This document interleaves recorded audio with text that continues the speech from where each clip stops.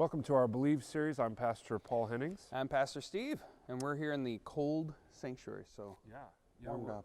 We're here for chapter 16, biblical community in the sanctuary. If you've never been to Love of Christ outside of Sunday mornings, you will find our welcome is pretty cold because we don't heat the sanctuary during the week, at least during the winter months. It is, we drop down to about 55 here in the sanctuary. So you come on Sunday mornings and it's a lovely 72 degrees, but it's 55 most of the time. And last week, if you were in worship, I actually had the heater running all night long because we were at negative 18 degrees, and I knew that by the time first service started, it would still be about 60 in here. And so it's pretty cold here outside of Sunday mornings. And so we're talking about biblical community and the church, and we wanted to kind of bring us in here into the sanctuary and talk about that because biblical community takes place certainly in worship. And when people think about the church, most of the time people think about worship on Sunday mornings, but it also happens outside of this physical building. Yeah, when you really think about it, this building, this part of our building, the sanctuary, is really only filled for a couple of hours, 4 maybe hours a week. When you think there's 160 plus hours in a week, that's a pretty small percentage of the time that we actually spend here, and yet we're called to be biblical community all 160 plus hours every week. Right. So I'm always, I go back and forth with when I talk with Christians. I think it's a matter of what do they really need to hear, the individual, but some people need to hear, get your butt in church, okay? Some people need to hear that because some people think to themselves, oh, I can do this Christianity thing all by myself. I believe in Jesus. Why do I need to come to worship on Sunday morning? And I think people like that need to hear biblical community is part of our growth as Christians. And then there are other people who think that Sunday morning worship is all we do as Christians, and they need to hear, get your butt out of here and go be Christ's hands and feet in the community as well. Yeah, and that's why the sanctuary, at least in the wintertime, ends up being a kind of hostile environment during the week because we don't want people hanging out here because the real stuff that really needs to be done in community happens outside of this place, in the everyday relationships we have with the people that we work with our families, spouses, all of those things.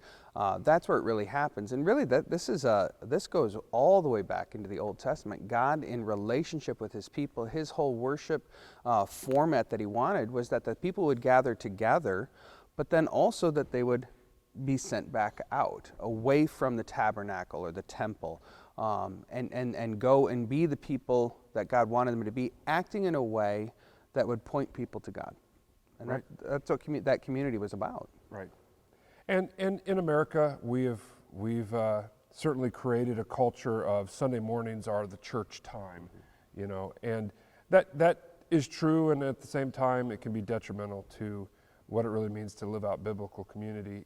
If you're watching this, you're probably involved in a small group, and I think that's really good. I think that's part of biblical community. It's part of being the church. Hopefully, you also see how the church can be the hands and feet of Christ in other places as well. We talk about hosting the homeless. We talk about caring for people around the world. We're sending our group to Haiti. Those things that's biblical community as well. So it's not just worship on Sunday morning, and it's not just during the week. It's really truly a both and. One of the questions in your small group guide this week is on page 131. It's question number 3 at the top of the page there. It says, what is or could be an adversary of biblical community? In other words, what in our lives or culture impedes the success of healthy, attractive, faith-based community? What do you think? Well, I think there's a couple of different things that go on. I mean, you can go on those two groups of people, the ones that think Sunday morning's what it's all about, and people who think it's only about being in outside of Sundays. But I think our society has become so much individualized. We become, our houses, our homes become our own shelter and sanctuary.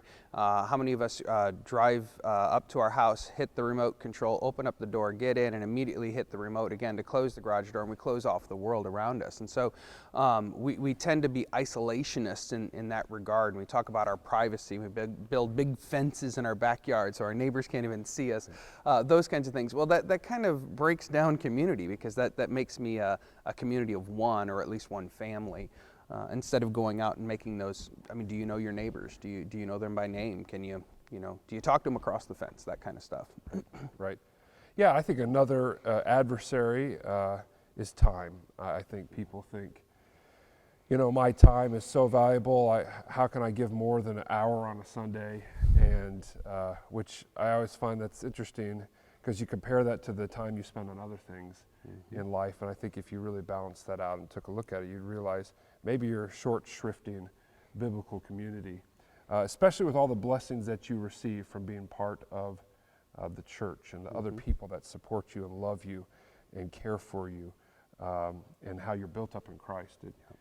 I think sometimes time, we say to ourselves, I don't have time for this, but we really do. Or as I like to say to kids about Sunday morning, because they say, I can't get here, I'm too tired. I always tell them, if Jesus rose from the dead, you can get out of bed. Every day is a resurrection for us. Every time we get out of bed, it's, hey, Absolutely. I got a new day. Well, have a great week this week at your small groups. Enjoy this chapter, and we'll see you next week. Bye.